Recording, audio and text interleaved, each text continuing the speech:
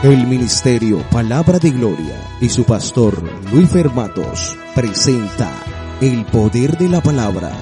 Pero la gente que tiene visión espiritual es la gente que se da cuenta, que discierne cuando Dios se mueve. Alabado y adorado sea Dios. Un espacio lleno del poder del Espíritu Santo. Dios sanó a su hijo de SIDA. Lo traje un día cualquiera acá donde el pastor, él me oró y gracias a Dios hoy el niño está sano. Palabra de Gloria es un ministerio que está impactando en Sabana Larga con una visión de avivamiento para Colombia y las naciones. Pero ya gracias a Dios estoy sana, no siento dolor. Prepárate y recibe lo que Dios quiere hablar a tu vida.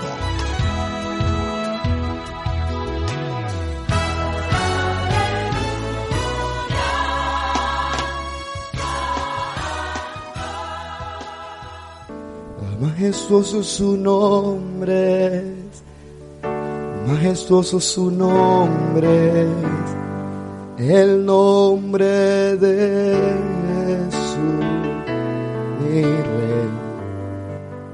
Majestuoso su nombre, majestuoso su nombre, el nombre de Jesús. Den un aplauso al Rey antes de ir a la palabra.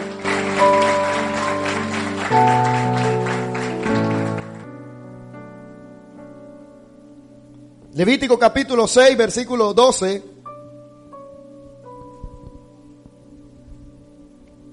Dice: el fuego encendido sobre el altar no se apagará, sino que el sacerdote pondrá en él leña cada mañana y acomodará el holocausto sobre él y quemará sobre él las grosuras de los sacrificios de paz.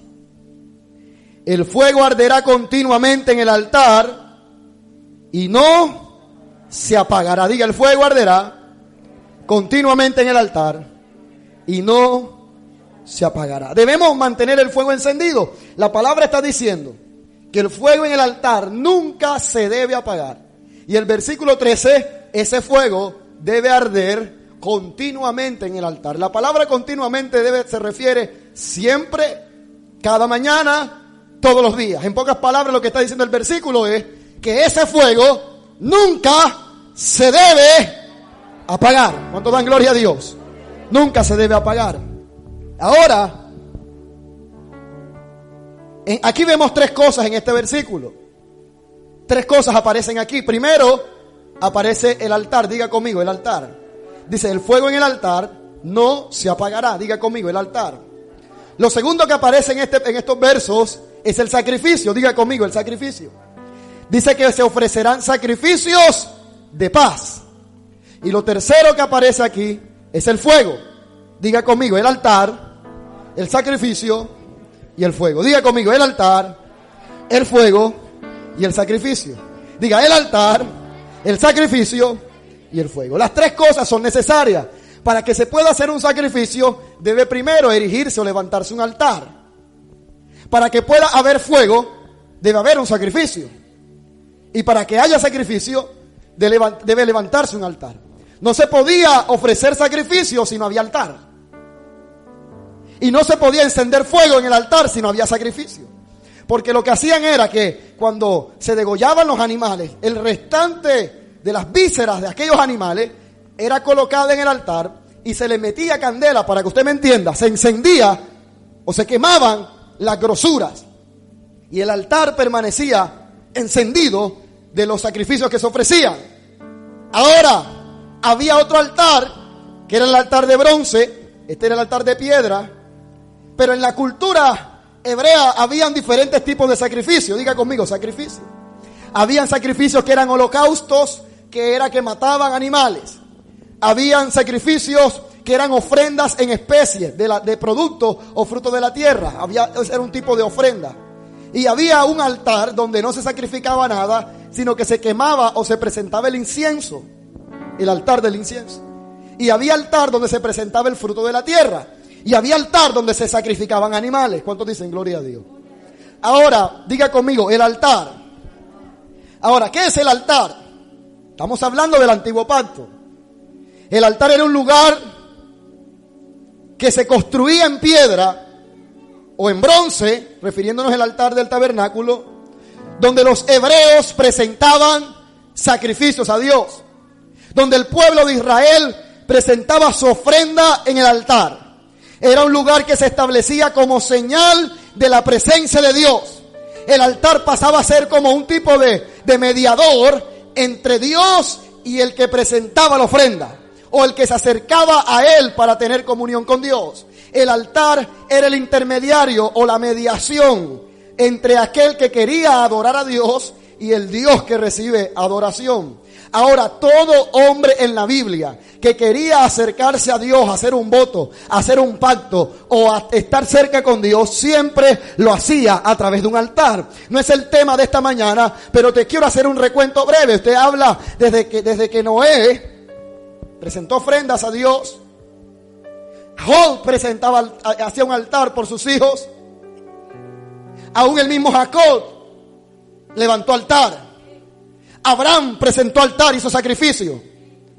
Y si analizamos la vida de todos los hombres de Dios en la Biblia, en el antiguo pacto, cada vez que iban a hacer algo serio con Dios, cada vez que iban a hacer un compromiso con Dios, cada vez que iban a empezar una relación de pacto con Dios, cada vez que iban a acercarse a Dios para una promesa o por el establecimiento de un pacto, siempre había de por medio un altar.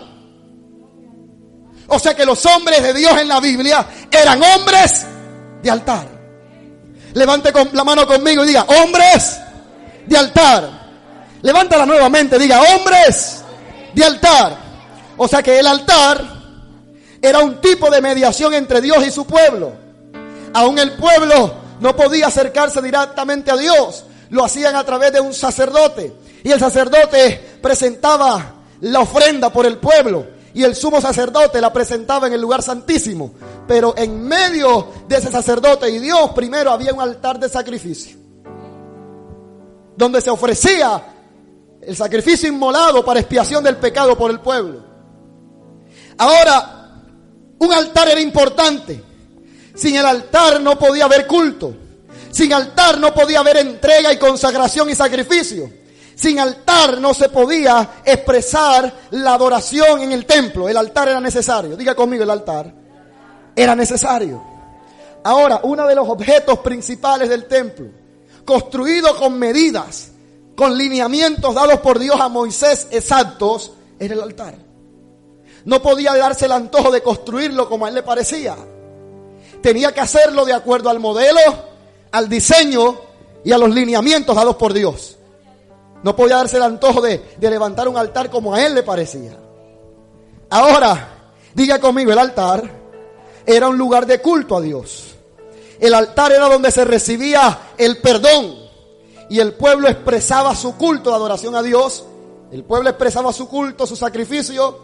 Y Dios manifestaba su perdón y su expiación. Ahora, diga conmigo, el altar. Pero en el altar hay sacrificio. Diga conmigo, sacrificio. Ahora, ¿qué era el sacrificio? Era una ofrenda que se presentaba en el altar. Habían diferentes tipos de ofrenda y de sacrificio y no quiero detallarlos ahora. Pero lo importante de esto es que en el altar era el lugar donde se presentaban las ofrendas, donde se presentaba el sacrificio. O sea que, aunque habían diferentes tipos de sacrificio, no podía ser aceptado el sacrificio si no era hecho en un altar.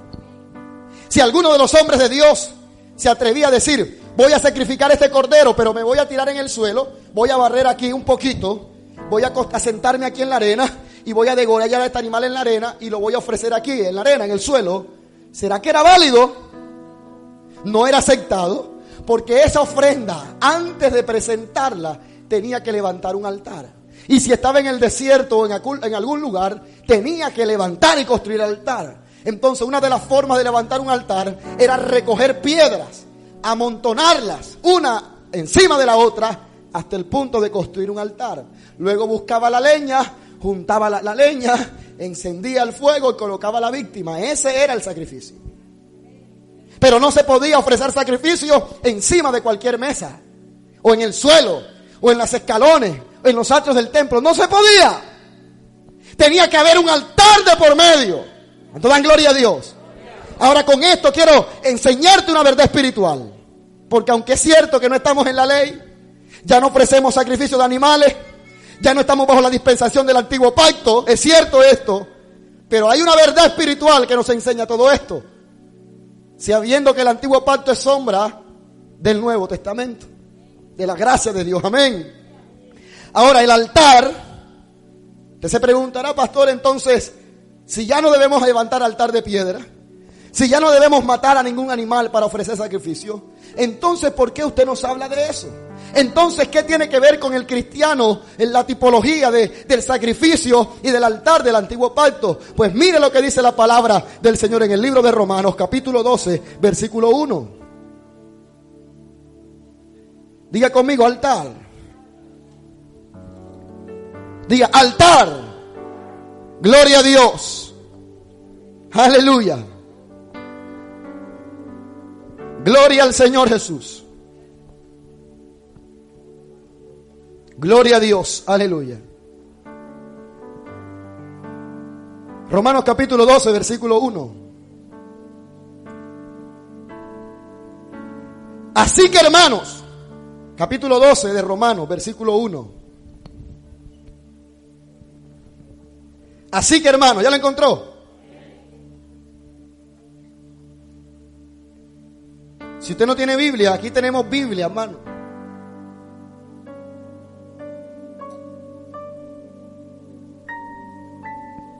Y usted apoyará el ministerio, 12,000 pesos, Biblias sencillas, amén. Y nos queda una de mejor material, 35,000 pesos. Para los que nos escuchan en la radio que quieren Biblia y no tienen, comuníquese con nosotros, gloria a Dios.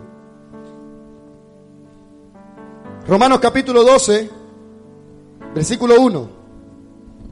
Así que hermanos, os ruego por las misericordias de Dios, que presentéis vuestros cuerpos en sacrificio vivo, santo, agradable a Dios. Quédese ahí. Aunque es cierto que ya no tenemos que ofrecer animales, que ya no tenemos que matar un cordero, porque el cordero inmolado, Cristo nuestra Pascua, ya fue sacrificado. Aunque es cierto que no tenemos que levantar un altar de piedra, pero aún, aunque ya no existen los sacrificios de animales, hay un sacrificio vivo y santo que tú y yo estamos llamados para presentar. Un sacrificio espiritual que dice la palabra: les ruego que presenten vuestros ¿qué? Vuestros cuerpos. Ahora no tenemos que sacrificar animales. Pero ¿sabes qué es lo que ahora tenemos que sacrificar? Nuestro propio cuerpo, nuestro yo, nuestra naturaleza tiene que morir en el altar. Tiene que ser sacrificada la carne en el altar. Tiene que ser presentada como una ofrenda. Y hasta que no muera la víctima, aleluya, no puede cesar de ofrecer sacrificio en el altar del Señor. Aleluya. O sea, que la vida cristiana es una vida de continua muerte. Morir en el altar.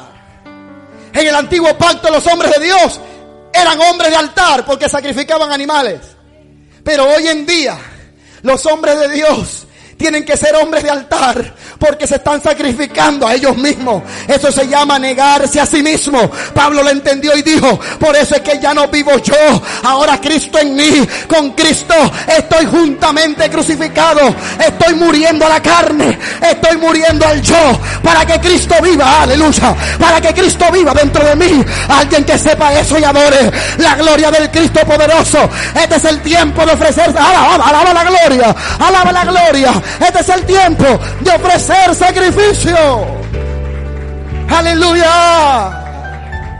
Santo su nombre. Los hombres de Dios.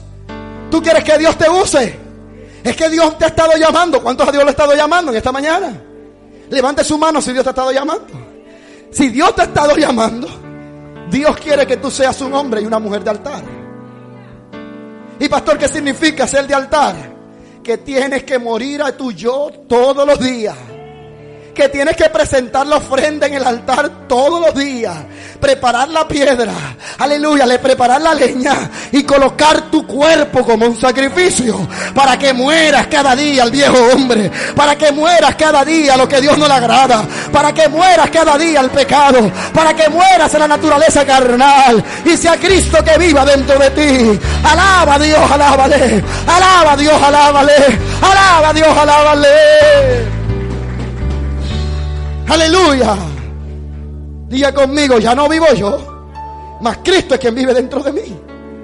Entonces Romanos dice que debemos presentar nuestro cuerpo como sacrificio. O sea, el verdadero hombre de altar es aquel que dice: carne tú no te mandas, carne te pongo a freír en el altar del Señor. Gloria a Dios, aleluya. O sea que el verdadero hombre de Dios huele a carne asada. Gloria a Dios. Ese es el olor fragante. Ya usted no tiene que matar a un cordero. Si usted va a matar a un carnero, por favor no lo queme, ásalo y tráigamelo con yuca. Tienes que presentarte a ti mismo como una ofrenda. Pastor, ¿y cómo? Dice la palabra, aleluya, que ese sacrificio es vuestro culto racional. Cuando habla culto racional se refiere al entendimiento y al razonamiento humano. Está diciendo que hay un culto, aparte del culto emocional, hay un culto racional. Pastor, ¿cuál es el culto emocional? Cuando tú expresas alabanza, cuando tú expresas gratitud, cuando tú aplaudes y cierras tus ojos. Ese es el culto más fácil que podemos dar. Venir a la iglesia, aplaudir, brincar, danzar, caer en el suelo, dar vuelta, dar gloria a Dios. No está malo eso está bien. Pero eso apenas es una parte de nuestro culto a Dios. Hay otra parte que es el culto racional.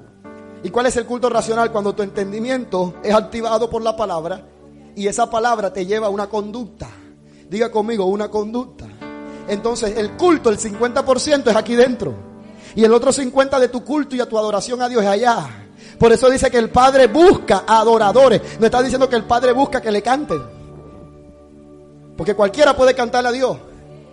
El Padre busca adoradores. Y la verdadera adoración al Padre no es solamente venir a la iglesia.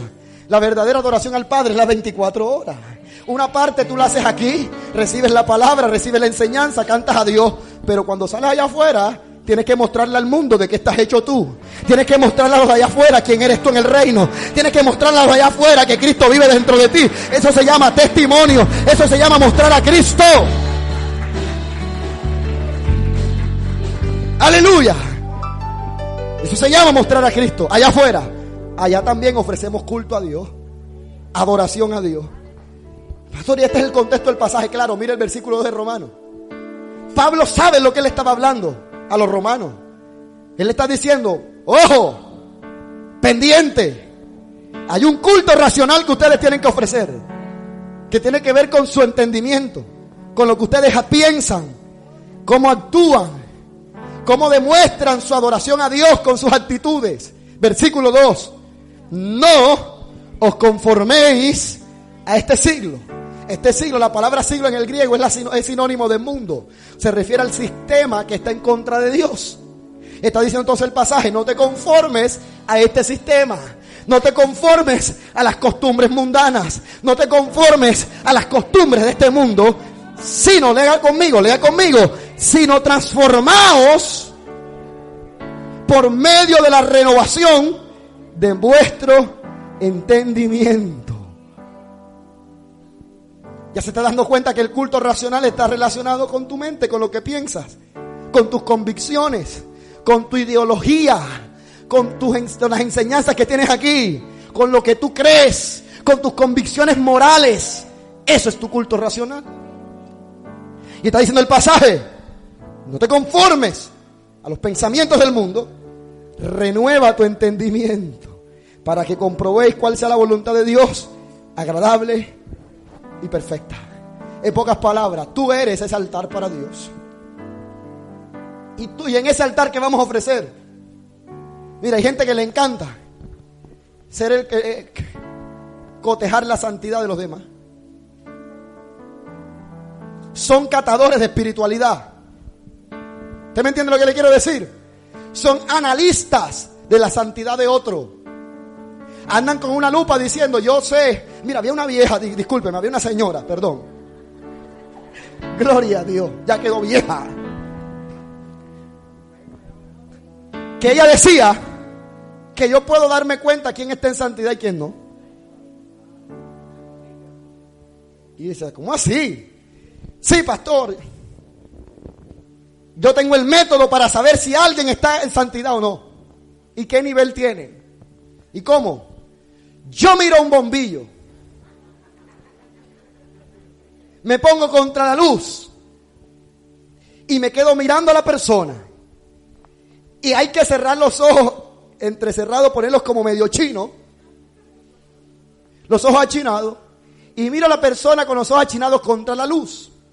Si a esa persona se le ve alrededor un aura de luz, esa persona está en santidad. Pero si a esa persona no se le ve nada, entonces no está en santidad. Y aquel pastor le dijo, hermana, lo que a usted le pasa se llama un fenómeno visual. Porque los colores que nosotros vemos no es algo interno. Es la reacción de nuestra vista a la luz externa. Aún usted nunca va a ver igual que su hermano.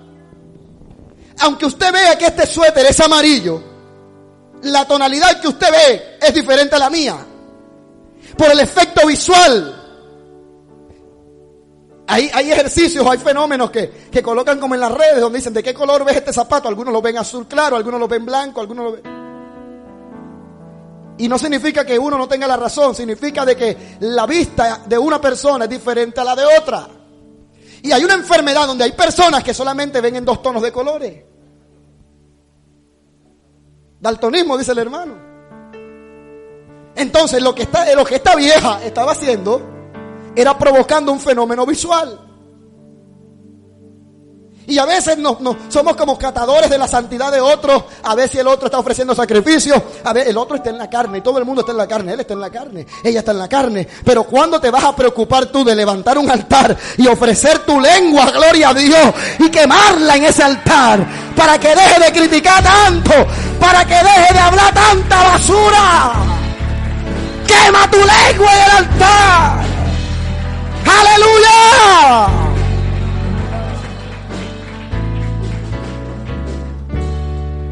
Entonces, ¿quién eres tú que juzgas al siervo ajeno? Dijo Pablo. Si para su Señor está de pie,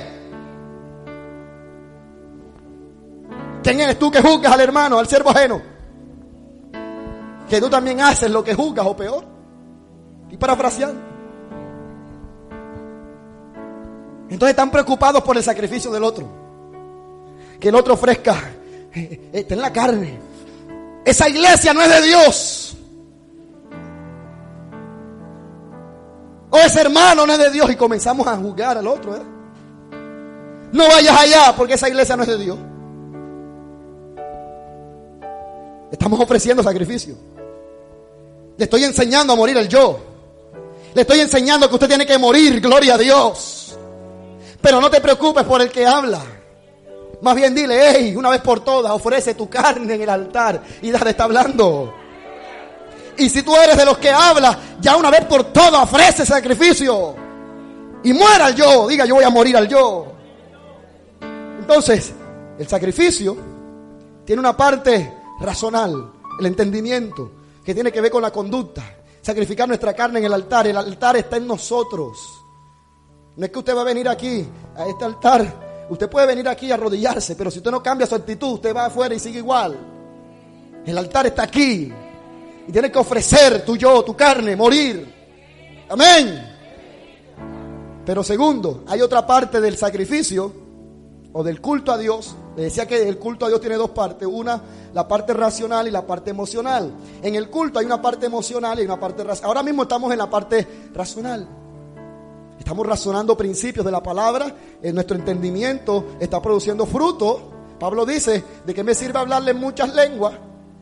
Y el entendimiento queda sin fruto. No porque sea malo hablar en lengua. Yo hablo lengua más que todos ustedes. Y no prohíban hablar lenguas, pero también prediquen la palabra. O sea, Pablo tiene un equilibrio y dice, es necesario que en vuestro culto haya un momento donde la gente ejercite el entendimiento en la mente y aprenda. Y hay una parte donde hay una conexión espiritual, un culto emocional, un fluir.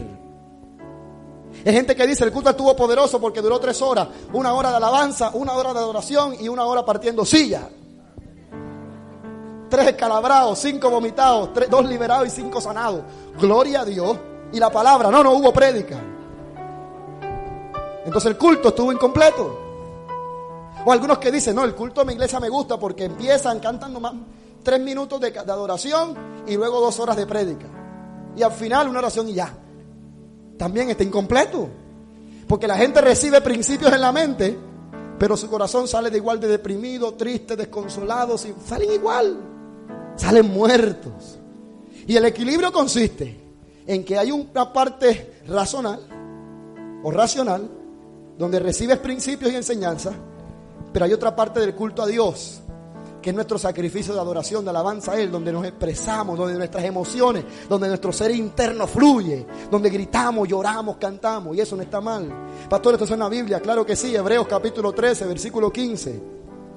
Hebreos capítulo 13, versículo 15.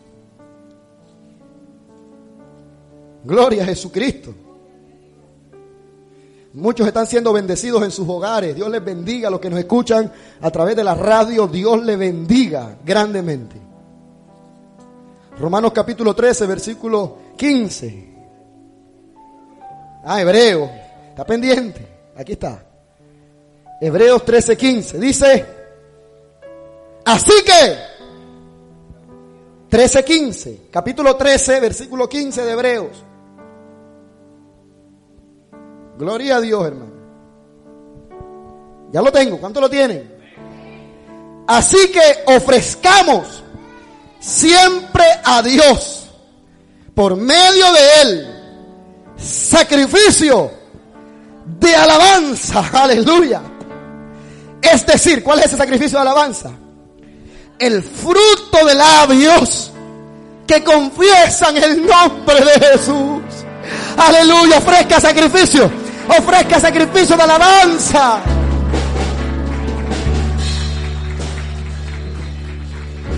Ahora entiendo por qué el Espíritu me susurraba.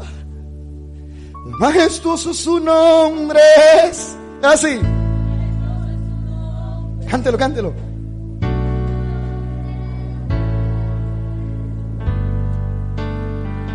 Majestuoso su nombre es. Majestuoso su nombre es, el nombre de Jesús. Majestuoso su nombre es.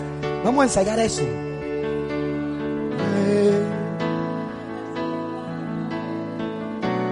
No hay otro. Majestuoso su nombre es. Majestuoso su nombre es. El nombre de Jesús, mi Rey. Cuán glorioso su nombre es. Su nombre es. Y otro como. Majestuoso su nombre. Gloria, gloria, gloria. Hay una parte donde expresamos nuestra adoración a Dios, cantamos, las lágrimas salen, toda mano se levanta, todo corazón se quebranta, todo rostro se inclina, algunos se postran. Todo ese momento hace parte también de nuestro culto a Dios. Y es donde ofrecemos sacrificio de alabanza. Por eso es que cuando usted se siente como que la carne se está levantando, aleluya, y usted coloca adoración, y usted cierra los ojos, y usted comienza a adorar a Dios, usted se siente fortalecido. A mí me ha pasado. Hay momentos donde a uno lo hacen como coger rabia. ¿Dónde están aquí los que cogen rabia? Ahora todos son unas mansas palomas. ¿Dónde están aquí los que cogen rabia? Aquí no hay ningún Robocop, gloria a Dios. Hay momentos donde nos enojamos. Y me ha pasado.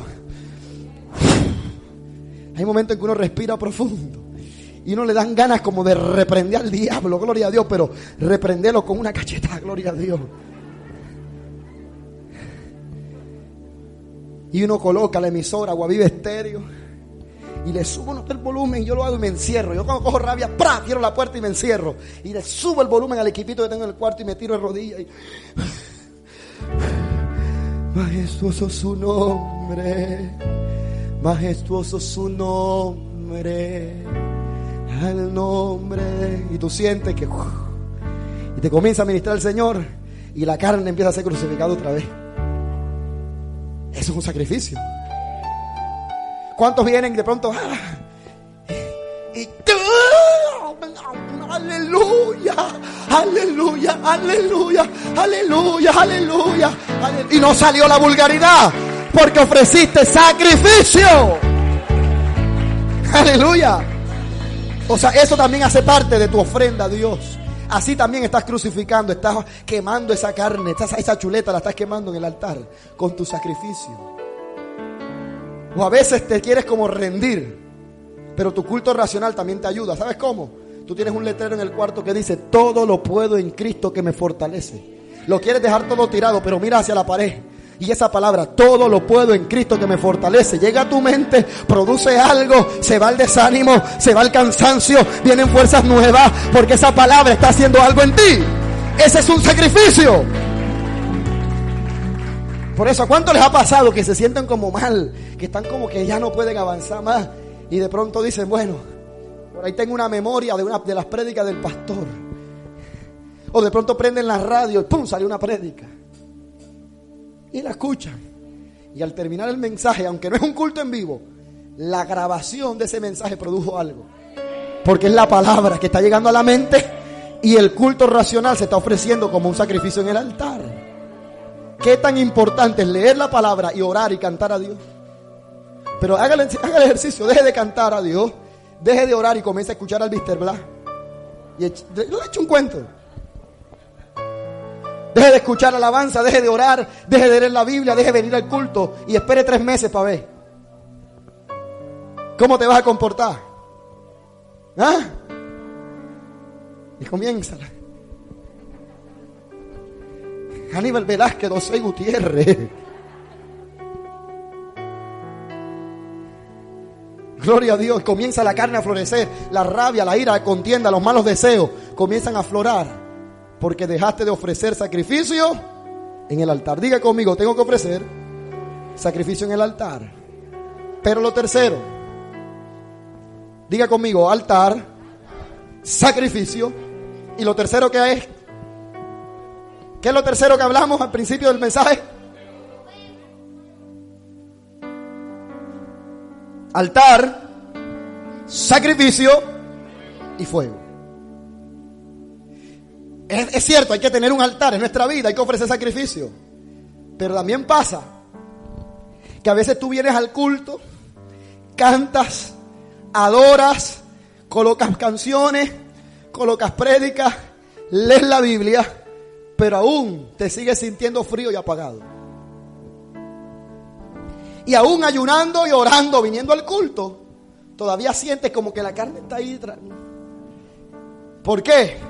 Porque de nada sirve, que de nada servía en la antigüedad, que levantaran un altar, colocaran la carne, pero si no había fuego, no se consumaba el sacrificio.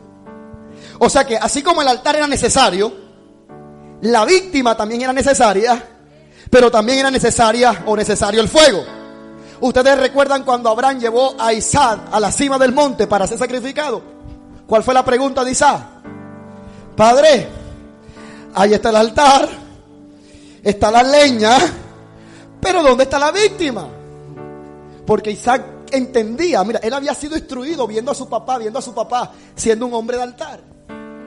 Isaac entendía de que para que pudiera haber un sacrificio, se necesitaban esos elementos. El altar, la leña, se necesitaba el sacrificio, la víctima. Por eso lo preguntó, porque él sabía lo que iban a hacer. O sea que cada parte de este proceso era necesaria. ¿Dónde está la víctima? Ahora ya sabemos que levantamos un altar, que es nuestro culto a Dios. Nuestra vida es un altar. ¿Y quién es la víctima? Nuestra carne, nuestro yo. Pero ¿qué pasaría si en la antigüedad estuviera todo, pero no hubiera fuego? No se podía consumir, no se podía hacer el sacrificio. Lo mismo pasa en la vida del cristiano cuando está el altar, está la plataforma, por decirlo de alguna manera, está su disponibilidad de morir al yo, pero no hay fuego. Entonces por eso vemos que el apóstol habla también de que en la iglesia pueden haber cristianos carnales, gente que obedece la palabra, gente que cree en el evangelio, gente que están ofreciendo su culto racional, están siendo enseñados, pero les hace falta en su vida un elemento especial, que era el fuego del Espíritu Santo. Por eso el movimiento de santidad del siglo XVIII, movimiento metodista, hizo un fuerte énfasis en la santificación por el fuego del Espíritu Santo como una segunda experiencia después de la salvación. ¿Y sabes por qué hacían énfasis en eso? Porque ellos se habían dado cuenta que en la iglesia de Inglaterra, en la iglesia establecida en Inglaterra, había mucha gente devota, muchos teólogos muy profesionales en el estudio de la palabra. Había excelentes predicadores, pero hacía falta un despertar espiritual. Había un enfriamiento, no había pasión por el evangelismo, no había fuego por la presencia de Dios, no había deseo por evangelizar. Era una iglesia muerta, por decirlo de alguna manera. Entonces el movimiento de santidad, el movimiento metodista comenzó a darse cuenta que faltaba una segunda experiencia en aquellos hermanos. Aparte del nuevo nacimiento, aparte de creer en el evangelio, era necesaria una porción de fuego para santificación. Por eso, aunque los apóstoles creyeron en el evangelio, aunque los apóstoles siguieron a Jesús hasta el día que ascendió al cielo, Jesús claramente les dijo: no se vayan de Jerusalén hasta que no sean investidos de poder de los altos, porque ciertamente Juan les bautizó con agua. Aleluya, aleluya, Juan bautizó con agua, pero vendrá uno, refiriéndose a Jesús, que él los bautizará con Espíritu Santo y fuego. Era necesario que el fuego viniera después de la conversión. Y en la iglesia primitiva, cuando alguien se convertía, lo bautizaban como una primera experiencia, pero luego había otra segunda experiencia, que era la imposición de manos para que recibieran el don del Espíritu Santo. Y luego la iglesia tradicional, después del siglo IV, esto lo fue formalizando de tal manera que terminó convirtiéndose en un acto meramente ritualista, sin ninguna clase de efecto. Entonces quedó el bautismo y luego quedó lo que ellos llaman la confirmación, que es el acto para recibir el Espíritu Santo, que es posterior a la conversión. Pero resulta que ese sello del Espíritu no es un acto formalista, no es un acto cúltico o religioso, sino es una experiencia individual del Espíritu Santo sobre el creyente. Es una porción de fuego que viene sobre ti para santificarte y para capacitarte para que le sirvas a Dios. Alabado sea Dios. Es el sello de la promesa, el sello del Espíritu, el don de Dios. Diga conmigo: el don de Dios. O sea que cuando alguien se convierte, tiene que primero creer en el evangelio, ser discipulado, luego es bautizado en agua, pero luego hay una segunda experiencia, que es ser bautizado en fuego del Espíritu Santo. O sea, recibir la porción de fuego del Espíritu Santo, que te va a ayudar a quemar ese viejo hombre y a servirle a Dios en santificación. ¿Cuántos dan gloria a Dios? Por eso entonces Pablo, mire lo que dice Segunda Timoteo capítulo 1 versículo 6. Diga conmigo: altar, sacrificio y fuego. Ese es el título del mensaje en esta mañana. Diga conmigo: altar, sacrificio y fuego. Aleluya. Segunda Timoteo capítulo 1 versículo 6. Por eso es que hoy en día el evangelio está tan diluido que a la gente simplemente le predican, la bautizan en agua y las descuidan. No les hablan de que hay que buscar la llenura del Espíritu. No les hablan de que hay que sellarlo con el Espíritu Santo. Que tienen que recibir el don del Espíritu Santo. Pero tenemos que volver a nuestras raíces pentecostales. ¿Cuántos dan gloria a Dios? Yo no me avergüenzo en decir que soy pentecostal. ¿Cuántos dan gloria a Dios? ¿Qué dice 2 Timoteo 1:6? 2 Timoteo 1:6. Por lo cual te aconsejo que avives el fuego del don de Dios. Este don de Dios es la segunda experiencia después de la conversión, o sea, el sello del Espíritu Santo. Por eso dice Pedro en Hechos de los Apóstoles: arrepentido y convertido, bautícese cada uno en el nombre de Jesús. Ojo, bautismo en agua. Para que luego reciba el don del Espíritu Santo. O sea que sabemos que ese fuego del don de Dios es el sello del Espíritu Santo. Eso está claro. Pero la pregunta es: ¿cómo recibió Timoteo ese sello del don de Dios? ¿Cómo recibió Timoteo ese fuego del don de Dios? ¿Cómo lo recibió? ¿Qué dice? Que está en ti por la imposición de mis manos. Oh, que no dijo de las manos. De mis manos.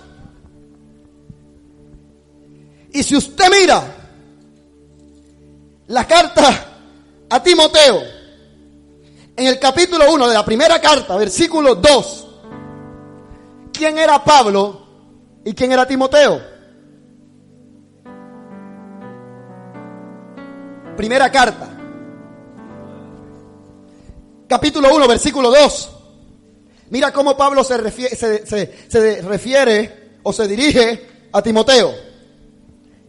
A Timoteo, verdadero hijo en la fe. ¿Timoteo quién era? Un hijo verdadero del apóstol Pablo. Esto me enseña que los únicos que están capacitados y habilitados por Dios para transferir el don espiritual es los padres espirituales a sus verdaderos hijos. Por eso no es lo mismo que tú vayas donde Juancho a que te ponga las manos, a que lo haga tu pastor. No es lo mismo que yo ore por cualquiera a que yo ore por un verdadero hijo en la fe. La iglesia primitiva entendía esto. La iglesia de hoy no lo ha entendido. La iglesia de hoy no lo entiende. La iglesia de hoy está tan diluida que cualquiera se siente con la capacidad, cualquiera se siente con la capacitación de andar poniendo mano. Y hay un poco de gente loca y atrevida poniendo mano a la loca.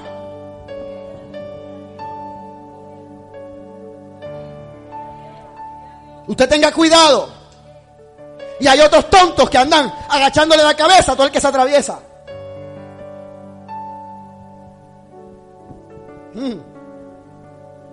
¿Sabe de qué me refiero? Que hay más de uno, que todo el que venga, póngame la mano. Y hay gente que le encanta que le anden poniendo la mano, hermano. ¿Es o no es? Y hay más de uno, mano larga, que a todo el mundo quieren andar poniéndole la mano. Pablo le aconsejó a Timoteo: ten cuidado a quién le transfieres lo que yo te transferí a ti. Que sean hombres, le dejo ese versículo de tarea, le hace a Timoteo, que sean hombres idóneos. Enséñale a otros lo que yo te he enseñado a ti. Que sean hombres idóneos. Ojo, no impongas las manos con ligereza. O sea, no transfieras el don de Dios que yo te he dado por la imposición de mis manos a cualquiera. La iglesia de hoy no le coge seriedad a esto. Que cualquier hermano por ahí que nomás se sabe Juan 3:16 ya se siente con la capacidad de andar poniéndole mano a todo el mundo.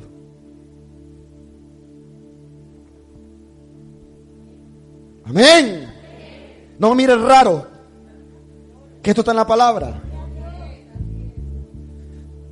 Primera de Tesalonicenses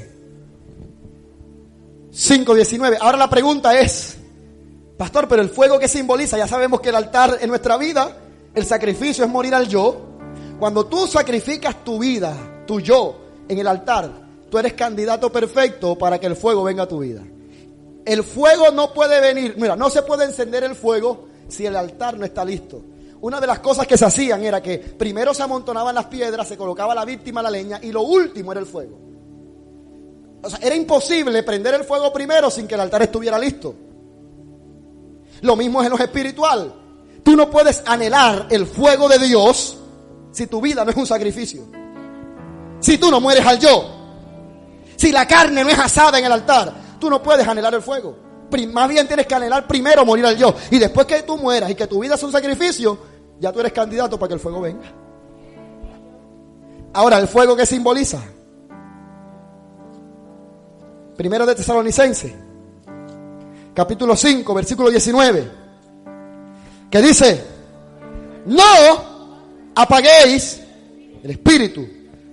Primera de Tesalonicenses, capítulo 5, versículo 19. Primera de Tesalonicenses 5:19. No apaguéis al espíritu. O sea que si el espíritu se puede apagar, lo están comparando con el fuego. O sea que uno de los símbolos, aparte del aceite, el agua, la paloma, uno de los símbolos del Espíritu Santo es el fuego.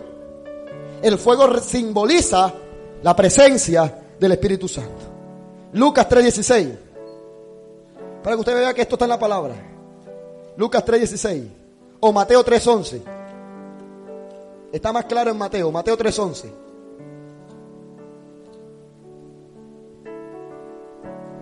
Mateo 3:11.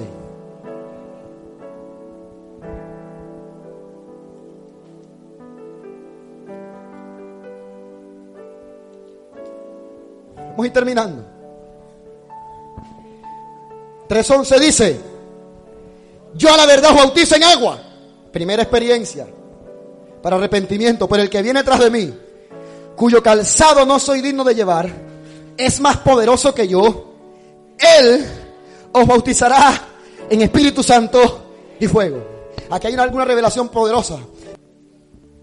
Y lo que me impresiona aquí es que Juan dice: yo soy el ministro que los estoy bautizando a ustedes en fuego, pero viene uno detrás de mí, refiriéndose a Jesús, que él mismo, o sea Jesús, será quien los bautizará a ustedes en Espíritu Santo y fuego.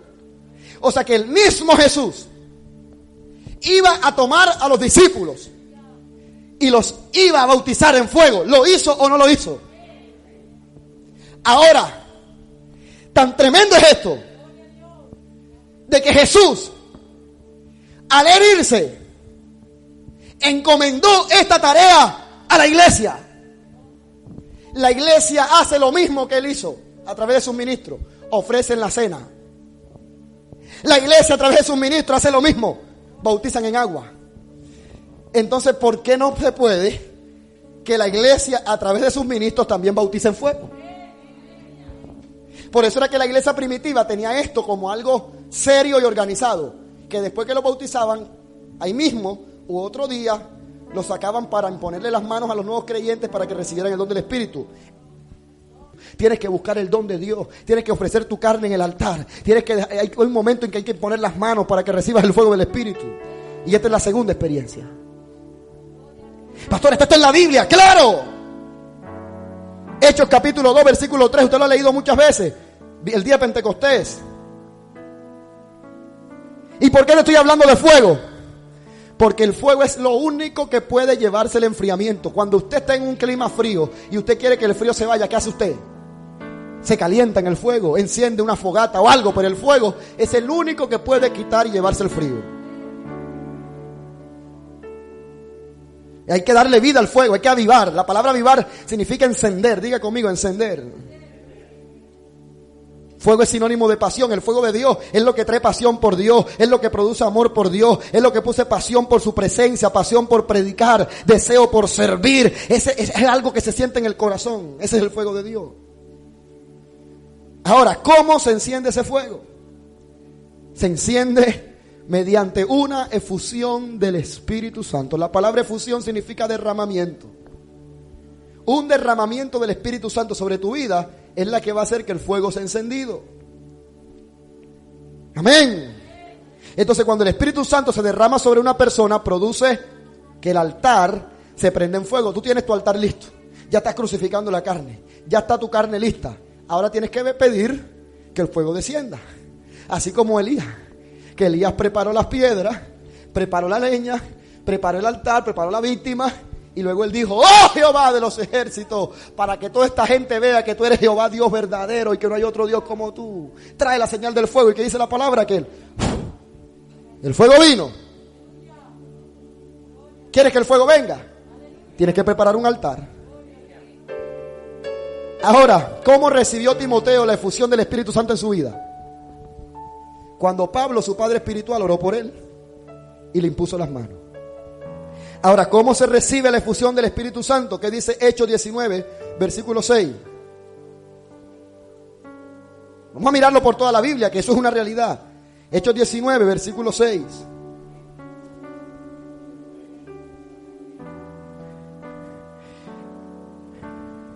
Versículo 5. Cuando oyeron esto, fueron bautizados en el nombre del Señor Jesús. Bautismo en agua.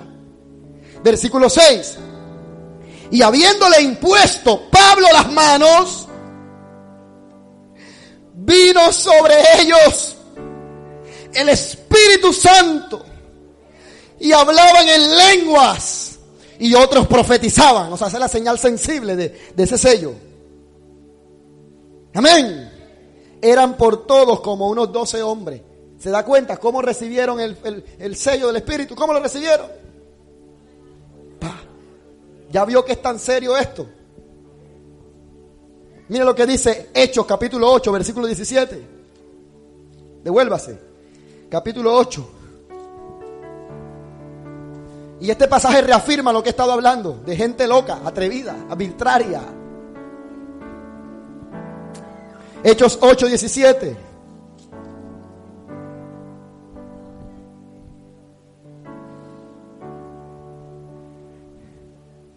Versículo 14. Cuando los apóstoles que estaban en Jerusalén oyeron que en Samaria había recibido la palabra de Dios, enviaron allá a Pedro y a Juan, los cuales, habiendo venido, oraron por ellos para que recibiesen el Espíritu Santo, porque aún no había descendido sobre ninguno de ellos, sino que solamente habían sido bautizados en el nombre de Jesús. O sea, solamente habían recibido el bautismo en agua. Entonces, ¿qué dijeron? Listo, no se preocupen, que eso es lo mismo. Ya con el bautismo en agua es suficiente. Vayan y prediquen. ¿Eso fue lo que hicieron? No. Miren lo que hicieron en el versículo siguiente, 17. Entonces les imponían las manos y recibían el Espíritu Santo. Pastor, ¿usted lo que me quiere decir entonces? Que si yo tengo el altar listo, si yo estoy ayunando, estoy orando, estoy muriendo al yo, ¿qué me hace falta? ¿Te hace falta que alguien ore por ti? ¿Hace falta que alguien ponga la mano sobre ti, ore por ti para que recibas el don del Espíritu Santo? Para que ese altar sea encendido. ¿Cuánto dan gloria a Dios? Pastor, ¿pero quién puede venir a ponerme las manos y orar por mí? Juancho Polo, el que vive por mi casa. No. ¿Le voy a decir a la hermana Petra que me ponga la mano? No. Al hermano Juancho, no.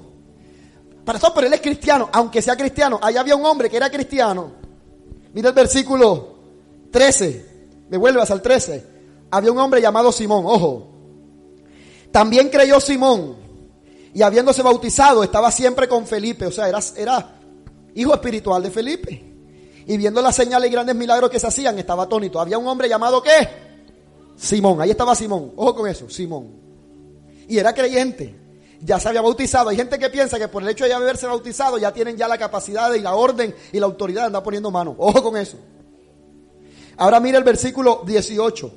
Después que le impusieron las manos a los 12 hombres que recibieron el Espíritu Santo, Simón hizo algo. Mira el 18.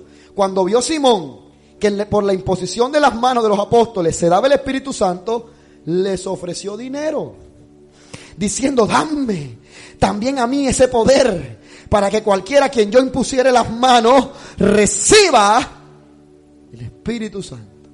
O sea que ese poder o esa capacidad de poner las manos y que la gente reciba el don del Espíritu Santo, solamente la tenía Pablo y Juan, porque ellos habían sido autorizados para eso. Hay algo que se llama autoridad delegada.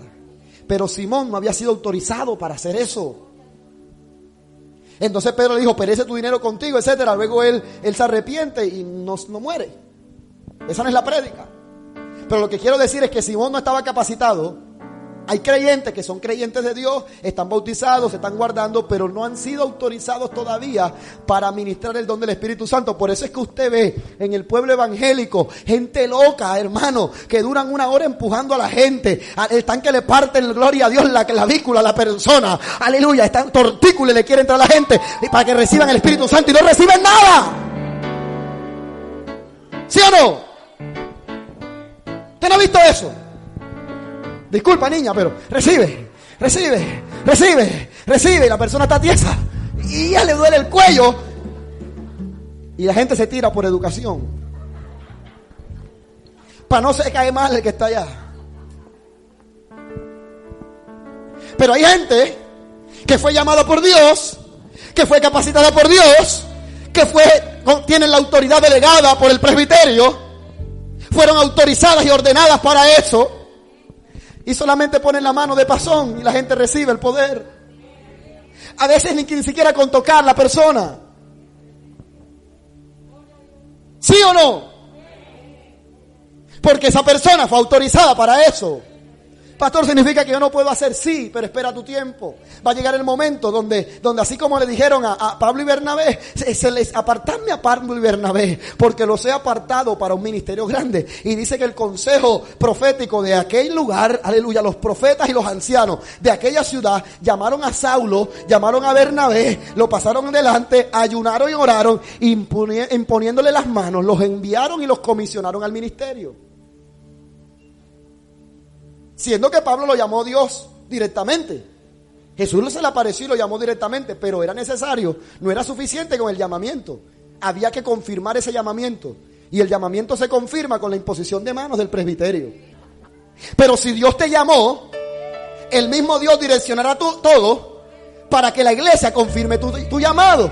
Entonces tú buscas consejo pastoral. Pastor, mira, yo siento que Dios me está llamando. Tengo pasión por servirle a Dios. Hay gente que por allá me está diciendo que predique, que abra una obra, pero yo tengo miedo, no sé. Tú buscas consejo pastoral. Entonces aquel hombre, aquella mujer discierne y dice, verdaderamente Dios me ha confirmado, hay un llamado de Dios en ti. Vamos a hablar con otros pastores, con otros ministros. Vamos a dirigirte, vamos a aconsejarte y luego vamos a imponerte las manos, a orar por ti para que venga el don del ministerio y seas enviado bajo autoridad delegada. Y si tú sales en autoridad delegada, Dios te va a respaldar.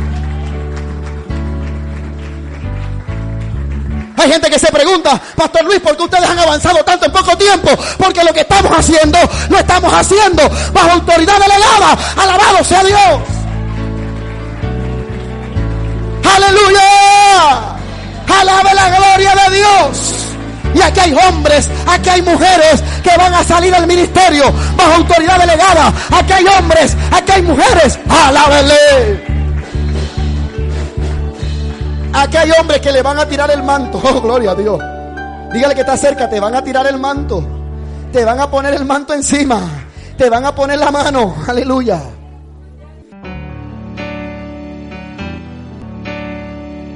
Síguenos en Facebook y YouTube como Ministerio Palabra de Gloria y visita nuestra página web www.palabradegloria.com y disfruta de los contenidos que tenemos para ti.